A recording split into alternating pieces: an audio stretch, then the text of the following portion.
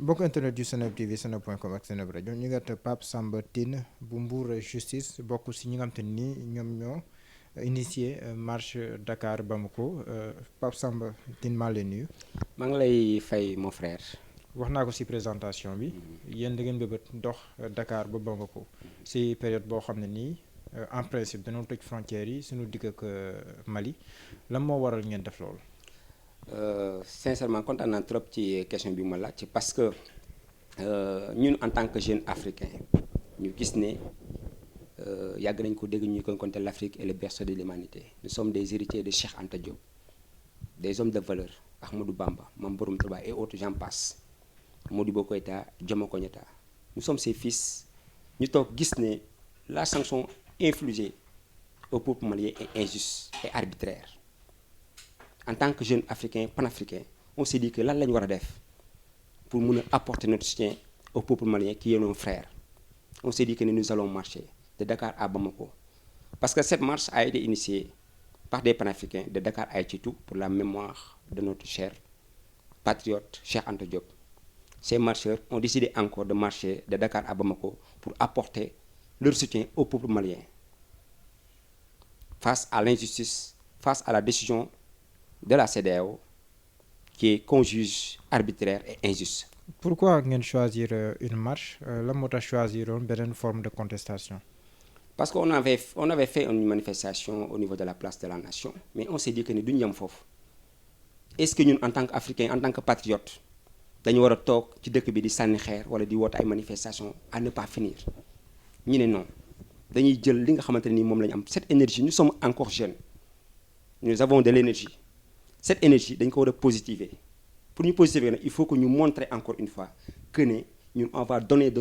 notre sang on va donner de notre sueur patriotique pour montrer encore une fois que ne nous sommes solidaires parce que à travers cette marche fépp fu ñu jaar de Dakar Thiès Kaolack Tamba et autres dañuy def le tout ba au moins conscientiser les populations de masse pour leur expliquer. La situation sensibiliser waale si yoon bi. Oui on sensibilise en marchant les populations la situation bi nga xamante ni moom le peuple malien yi di dund. am na ñun si jàppoon lan moo waraloon jàpp leen même bu nekkee si diggante bàyyiwaat ne leen. Bon jàpp bi ça veut dire que c'était au niveau du Sénégal moment yi ñu traversé parce que ici au Sénégal vous savez que ne depuis que ba marché di commencé on devait marcher pour 40 jours ba ñu commencé ba léegi gis ngeen ne Sénégalais yi ba léegi comprendre guñ encore une fois les enjeux yi nga xamante ne nii am nañ ci marché bi moo tax ils n'ont pas compris mais quand ils ont compris ils nous ont laissé passer parce que jàpp nañu ñun nous faisons partie de la CEDEAO te ñun gëmuñu frontière gëmuñu ne Mali Côte d'Ivoire Burkina Faso Guinée ñu sont des pays membres de la CEDEAO gëmuñu ne ñun war nañu am lu ñu war a mën a téye pour ñu mën a dugg biir Mali wala pour mën a dugg. fu ñu bëgg a dem frontière dañ koo tëj CEDEAO ndogal yooyu la jël teg ko si Mali frontière yi ñu tëj ko est-ce que nekkul looloo tax ngeen am jafe-jafe ndaxte Sénégal fu mu toll nii en principe diggam ak Mali kenn mënu su jógee Sénégal si anam yi nga ko bëggee def yéen dugg Mali. parce que bon vous savez que ne gis nga la sanction de la CEDEAO li tax ñun ñu juger ko injuste et arbitraire parce que nous sommes pays frontaliers avec le Mali. ñu gis suñu parents yi les pères de famille situation yu ñuy dund sur le chômage gis nga ne maliens yi lu ci bëri fii lañ dem ressourcé wu aussi ñoom aussi ñun ni ñu demee Mali di traversé di ressourcé wu au Mali maliens yi aussi noonu la ñu amee di dugg biir Sénégal gis nga ne ni mu bloqué système bi te ñun jàpp nañ ne la CEDEAO quand ça l'arrange mu appliqué ko mais quand ça l'arrange pas du ko appliqué gis nañ sanction CEDEAO bi nga xamante ne nii infligé woon nañ ko aussi Karim Wade et Khalifa Sall mais kenn statuewul ci fee yooyu noonu. Au niveau de la frontière malienne. Vous avez eu des difficultés pour traverser la frontière sénégalaise bi nga xamante ni moom mooy dernier poste de contrôle pour jàll ci Mali. bi ngeen ko traversé. Au niveau de la frontière malienne. ndax amoon fa ay difficultés pour pénétrer aussi. non ba ñu duggee Mali moom macha allah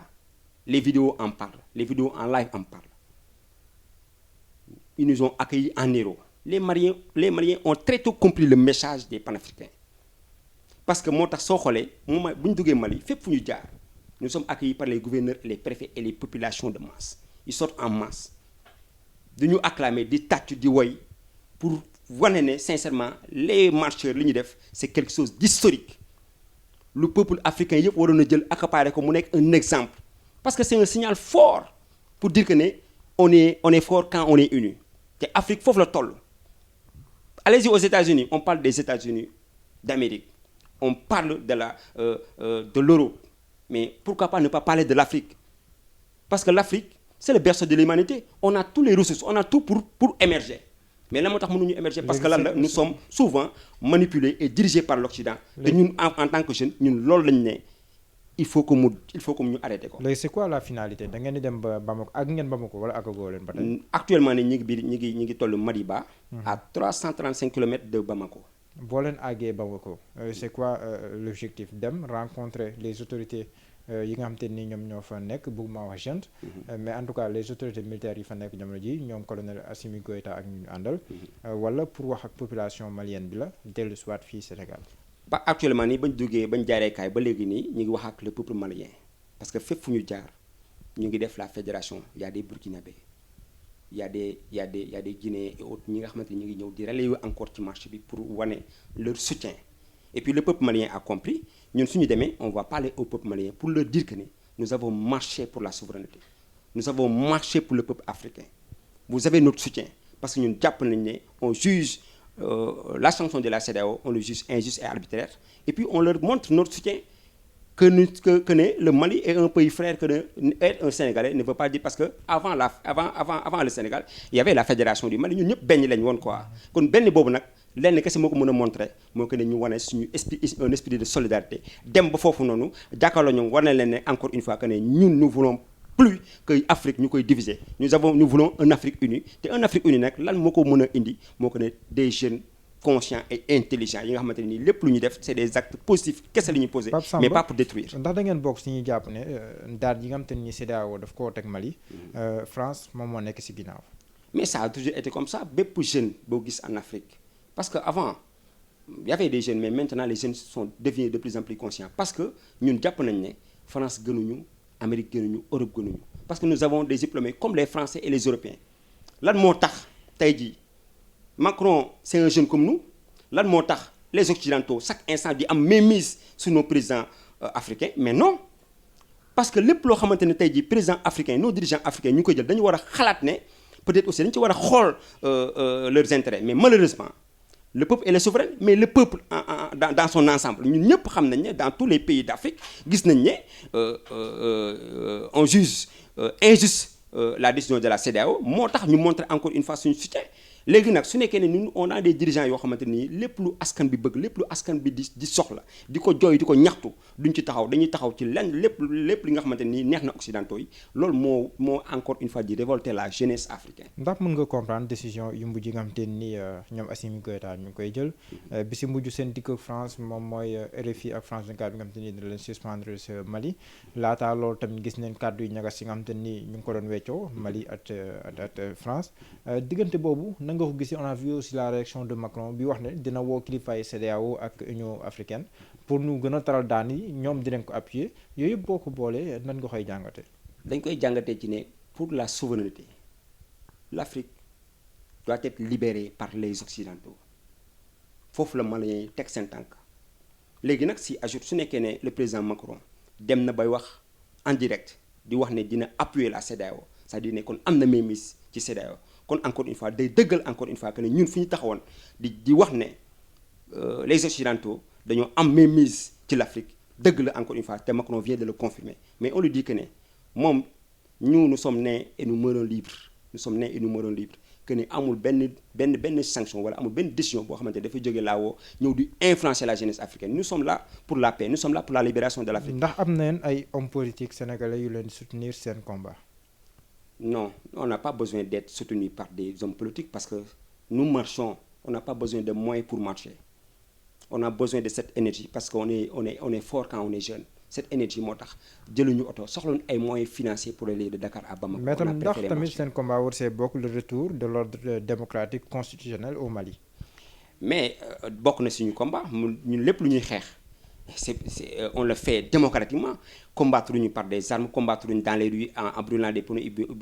bien en jetant des pierres ont les combats c'est des combats souverains c'est des combats patriotiques c'est des combats intelligents. li ma bëgg a laaj mooy est-ce que tamit seen combat war see bokk ngeen xeex ngir askanu Mali ñu joxaat ko sañ-sañ pour mu mën a tànn njiitu réewam de manière démocratique. mais loolu su amoon moo gën parce que tey jii képp kuy africain soo sañoon tey jii soo xoolee guerre yi am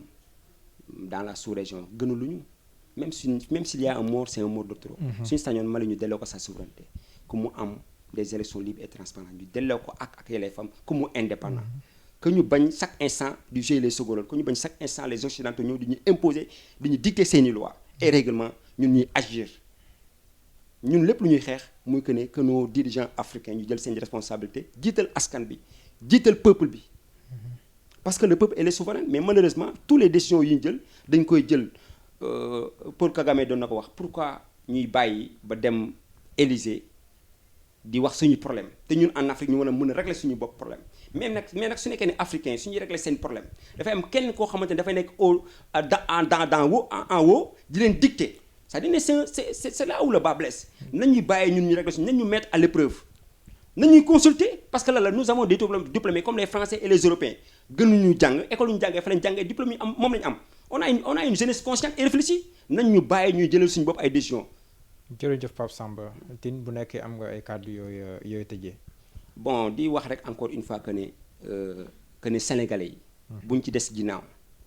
parce que dañu am ay jeunes